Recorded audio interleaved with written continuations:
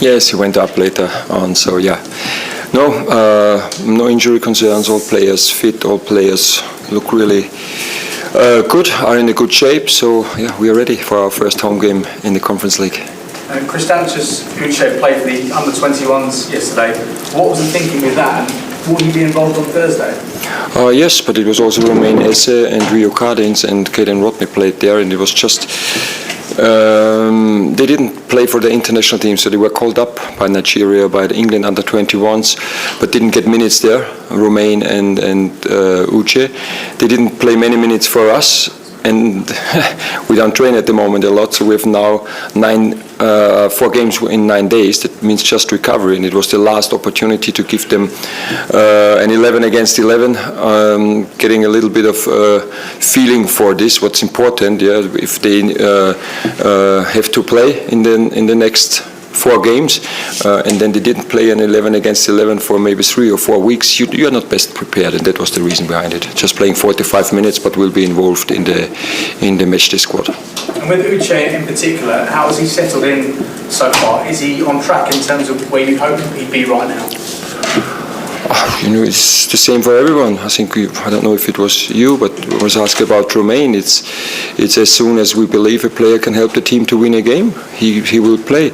And it's coming to a different country, into a team that is doing really well, yeah, where everybody knows exactly what to do, where you have a competition, and then you have to be better than the other player, and you have to show that you are ready to help the team winning, and that's all about how we decide who will play.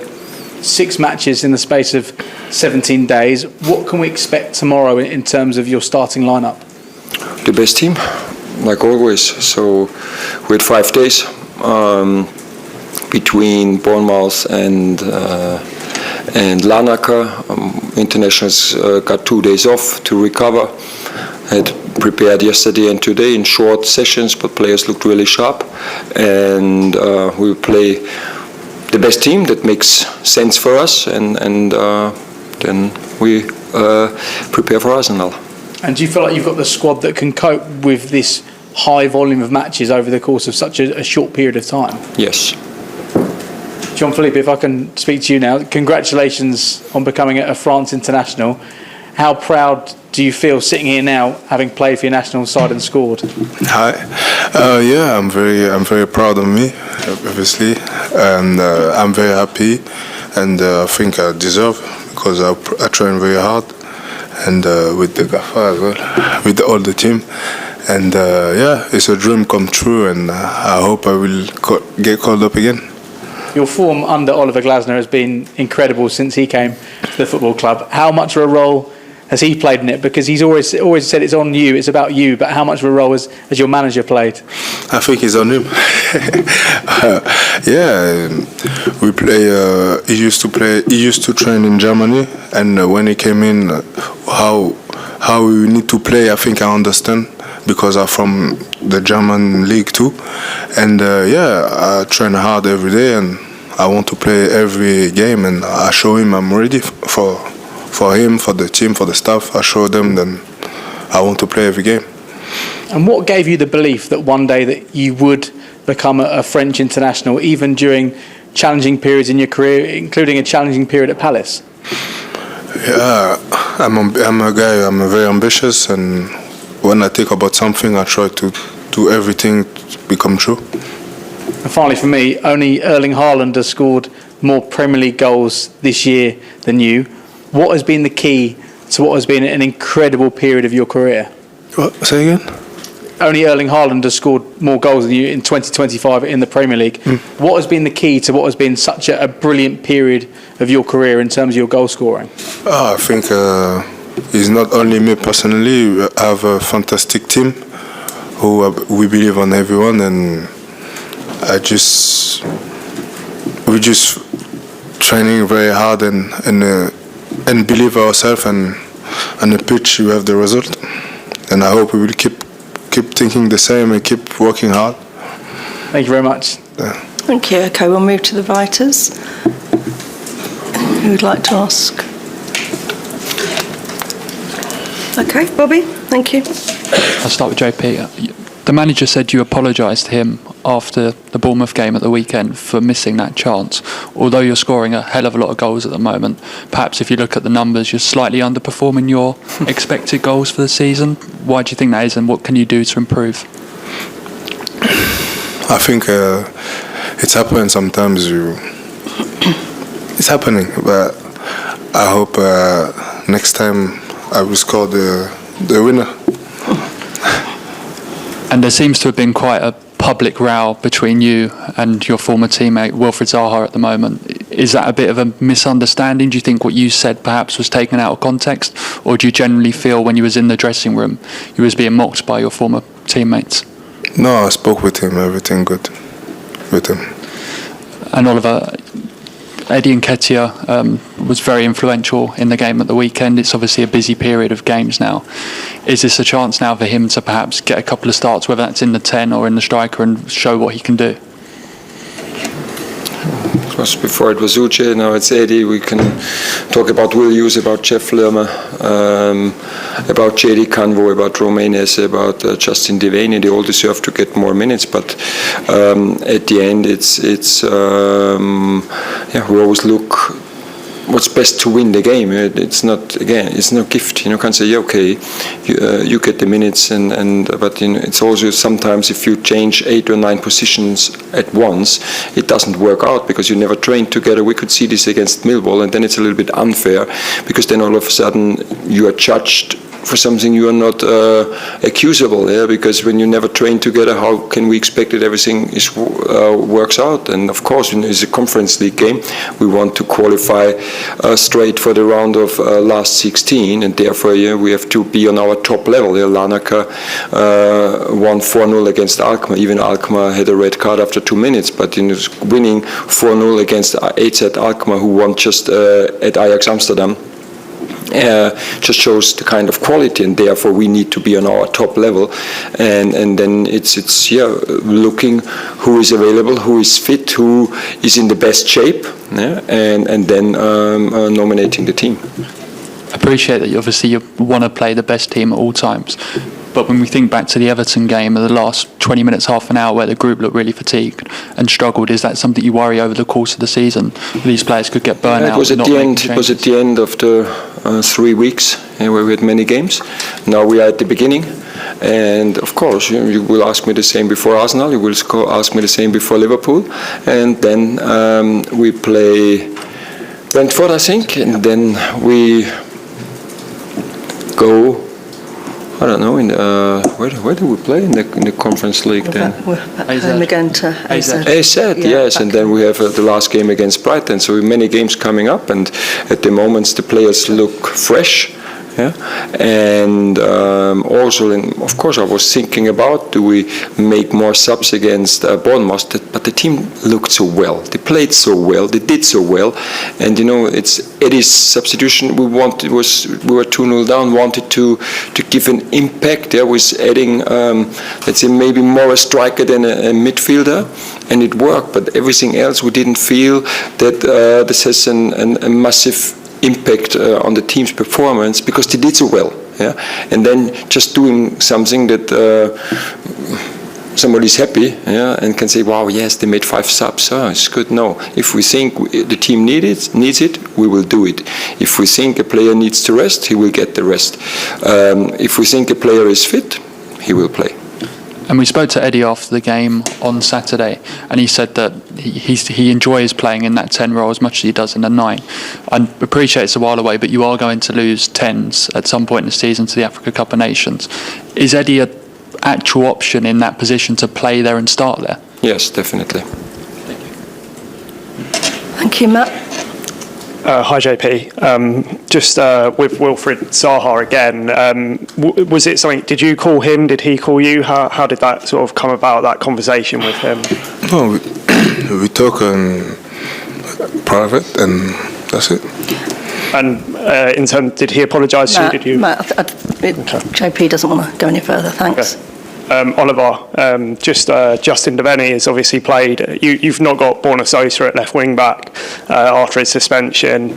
Obviously, you may play Tyreek there, but Justin Devaney was playing there against Dynamo Kyiv. He's played there for the under-21s a lot. What do you see in him there, and how can he contribute, and how versatile is he? And he plays for Northern Ireland there, and he did very well against Germany. Yes, sometimes when you're a player like Justin, the positive part is he can play on many positions. He can play both sixes, he can play both 10s and 10 positions, and he can play the left wing-back position. So that's good to be in the squad, but sometimes the difference is, let's say you are everywhere available, but it means you are maybe you don't get the minutes, and that's a little bit the problem with him. But we know we can count on him wherever we call him up. Wherever he plays, he gives 100% for the team, and that's what I really appreciate. And I think everybody in the team appreciates that his effort, wherever he plays, is always 100%. And that's why he got so many minutes in his first season. That's why he's always now one of the, let's say, first or second choice to be brought on. And that's, again, because he deserves it, and everybody trusts him wherever he has to play. And so I'm always considering him on these 5 positions where we need him with his strengths. Yeah, so he's maybe more the attacking left wing back. When he plays on a 10, he's extremely hardworking, making a lot of runs and out of possession. He's doing so well, and the same on the 6. And we have different profiles. On the 6, we can play Jeff Lermer. He's the physical 6, and we have let's say when Daichi Kamada is maybe a little bit more the attacking 6. So we have these options. This is what we want, and then depending on the game, depending on the score, we decide whom to play. You sort of said before that you don't necessarily want a really big squad, and does that therefore really help to have all of these players who can play really well in these different positions? I think we have a big squad. We have 20 on-field players tomorrow in the squad, and we have Jadi Riyad, who will come back in the next, hopefully, 2 weeks and start training with us. We have Borna Sosa, it would be number 21. So I think the squad is enough. So why need 28 and then telling 8 players? And then we will talk about these 8 players, why you don't call them up. This just makes no sense. And even more, if you build an academy like this, so how can we show our talents from the academy a pathway that they are involved if we have 5 players who are not called up for the team, even senior players? So for me, it makes no sense. And then it's our job. And I think, again, big credit to our medical department, big credit to our fitness department, big credit to all coaches and to the professionalism of the players, that we have no injured players. Yeah? And that's our responsibility. So we can't say we have a 30-man squad because 10 are always injured. Back then we make big mistakes, and we don't want to make mistakes. Everything that can happen, like it was with Chadi and Czechia, unfortunately, but everything else I think we can deal with, and the group is big enough. With the players who sort of go down into the under-21s and get minutes, what are you looking for? What are you looking to see from them when they're playing in the 21s? Because obviously it's different playing first-team football, and how have you seen what you've expected from those guys in the under-21s? I want to see 100% effort, like in every single training, and of course I don't expect everything being perfect, because sometimes, like Uche, doesn't even know all the teammates because he doesn't train with them regularly. So, but 100% effort, that's what I expect. And again, and I told them, and it's never a punishment. It's just really thinking, and we could also, if we feel responsible to provide the best environment for every single player. So if we can't provide it with our regular training because of the tight schedule, we have to think how can we give what they need. Yeah? And then let's say this is a support. Yeah? If we don't care about them, we say, okay, train with the group, you can have off, but you have no chance to improve. You're just staying at home, laying on your sofa and training 40 minutes and not playing, you have no chance to improve. So that's the reason. This is I think, the best support we can give them, and if they see there's a support, they will have a benefit from it. If they see there's a punishment, they will fail, but not just here, they will fail everywhere. JP, your hold-up play has also really improved, your goal scoring as well, but maybe people don't see your hold-up play as much as well. What is it that you think has improved there? Do you think that's a tactical thing? Is it just becoming more confident? How do you think your hold-up play has improved? I think it's because I play mini games with the player I'm around, and I think that's why people see I'm improving on the playing, because I know them very well now. And Eddie obviously came on and did really well and helped you out as well. How much do you enjoy playing with him when he comes on, and do you feel motivated more when he's doing well? Yeah, when he come on against Bournemouth, he bring good energy, and he was asking the ball in behind. He was everywhere. It was good. Thank you. Neil, can you just use the mic? Thank you. Oh, there we go. Hi, JP, just ask you, in the context of the World Cup next summer, you are now in strong contention for a France place. How important is it for you for performances in the Conference League on this international level to show what you can do? It's my dream to go to the World Cup, and I will do everything to go there. But first, you have to do the job with Crystal Palace every day, every game. You've obviously won an Olympic silver medal. How comfortable did you feel playing in France at that level and obviously scoring? Yeah, it was not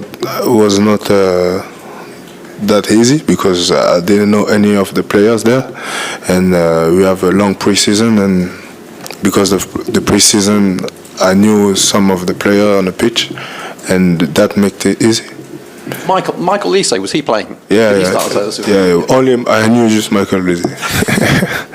Just ask you, in the context of how well Palace are doing, how ready are you to commit your future to the club? Are you interested in, how close are you to signing a new long-term deal to stay here? First, I'm focused for my season. After, if they come with a contract, we see what happens. Does anything depend on how well you perform, or the club performs, and what they achieve this season? Will that be dependent on how long you stay here? I don't know. I'm just thinking about the game tomorrow now. Thank you. Gary. JP, can I just ask you, obviously, when you go to the France squad as more of a slightly older player, who hasn't... is it different? Do the players, perhaps, you say you didn't know anyone, do they treat you differently? Is there anything they kind of do to bring you under, because they've obviously been together, that group, for a bit of time? I think the first team is... You know the player already, but with the Olympics, I was with the under-21, and I don't really know the under-21. And the first team, we know them. I play against them, or some of them you watch them because they play like Serie A or something. I watch football, Who was the player who sort of reached out to you to help you around the squad so you feel welcome? To be honest, that was all good with me, and obviously the player who played the Olympics was there, and it make me easy there. And one of the biggest strengths of JP is if he comes into a group, everybody likes him because he's such a great guy. He's a lovely guy, and so it makes it. Yes, today he's always smiling, he's always happy, and it makes it so easy to be welcomed. And so that's why, again, even if he doesn't know anyone, after 5 minutes he knows everyone. So that's his biggest strength. One of his biggest strengths. Can I ask you one more, JP? Obviously you had the ear thing. Does it still affect you in any way now? Is it all completely clear? No. Oh, it's behind me. It's all clear, yeah. Oh, it's clear, yeah. Can I ask you, Oliver? Eddie, in recent months, maybe he looks much more assured. His pass on Saturday, the chest against Liverpool, the finish against Kiev. He looks a lot more confident and assured that what he's going to do, he's going to do well. What's been the difference with him as a person, or maybe tactically what you've done with him? No, not tactically. I think, honestly, and I spoke to him quite often last year, that he put himself under a lot of pressure. He wanted and it felt like sometimes, he wanted the goals and assists and the chances a little bit too much. And then he had the chances, he missed it, and it was a little bit like a spiral downwards. Yeah? And I said to him sometimes, hey, stay calm, you get your chances, you get your finishes. And he scored, and everybody will tell you the same.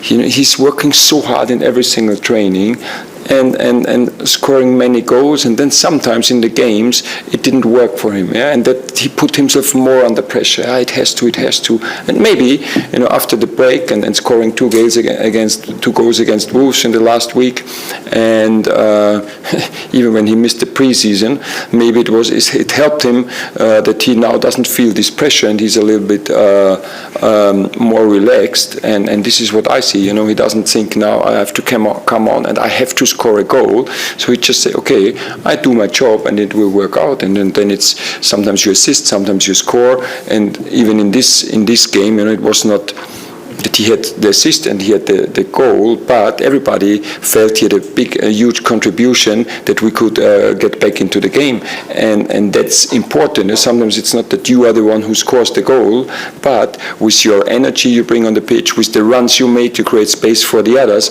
and he helped us massively. And I think now he doesn't feel the pressure that much than last year, and this helps him definitely. But you've been able to keep him happy even though he's not necessarily starting, so you've been able to kind of balance up both things with him. Now just imagine if we have a squad of 30. Yeah.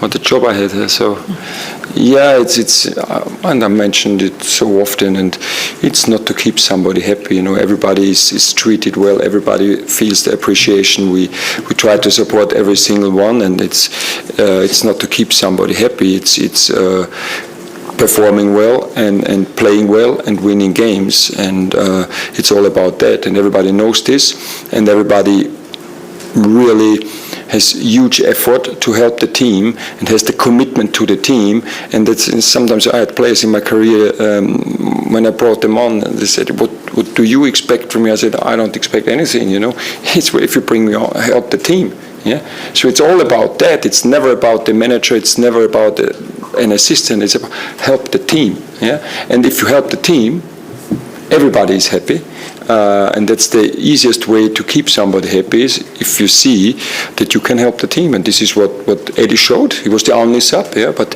also when we could see against Liverpool, there were more subs had a big contribution that we could win the game, and it was the same at Kiev. So we know with our tight schedule, with the many games, we can't be successful with 11 players. Yeah, we need more, and this is what the players are showing, and this is what we expect from them, always giving 100% effort to help the team. Thank you. Thank you. Any others? Did you have a question? Yeah. You can just use the mic. Thank you very much. Oliver, how important is it? You talked about qualifying for the top 8 as one of your priorities, getting to 6 points early, especially with that schedule coming up, and doing that in front of your own fans as well. It's always the best start. We always try to have the best start to win the game, and especially, I think when you see it's Kiev is a big team in European football. Larnaca is also Cyprus football is getting better. Paphos qualified for Champions League, and they are now in the Conference League. Have many very experienced players. Yes, it's an older squad here, but very international Spanish players, Portuguese players. Good team. And then we have AZ Alkmaar, as I mentioned. For me, one of the also top 5-6 teams in the Conference League. The same with Strasbourg. So I think we have really a challenging group, but challenging games, and this is what we want to. We want to compete in European football, and therefore we will give our best. We will play the best available team to get the win against Larnaca. But again, we have huge respect for the way they are playing, and we have huge respect for this team. And we've obviously mentioned already the hectic schedule with so many matches. How do you and your coaching staff find the time to? You've obviously got Larnaca tomorrow, but then you've got a big game against Arsenal, and then a big game against Liverpool, and then more big games. When are you getting in the preparation to plan for those matches and the tactical challenges that each team offers something different? No, the good thing is we always play our way. We always want to show our identity and play Crystal Palace football. Yes, there are small adjustments, but again, I can mention it, this team, maybe like it was last week, Jeremy Pino was the only one. All others, we work together now for 18 months, for 12, 13, 14 months, and everybody knows exactly what to do in there. It's not the first time we play Arsenal. I watched yesterday's game. Wow, yeah, they're in quite a good shape. But we played them 3 days before the Aston Villa semi-final in the FA Cup, and everybody wondered why we didn't rotate. Yeah? And we drew there 2-2. Just JP got a little bit of rest, but he came on and scored the equalizer. So honestly, they didn't change the way they are playing, and we know exactly what we want to do there, but we will talk about Arsenal on Friday, so and we will prepare, because we don't know how the game is going tomorrow. We don't know. Hopefully every player stays fit, every player is in a good shape for Sunday, but we start always do it step by step, play every single game, and then prepare for the next one. But of course, I watched yesterday's game, but everything I saw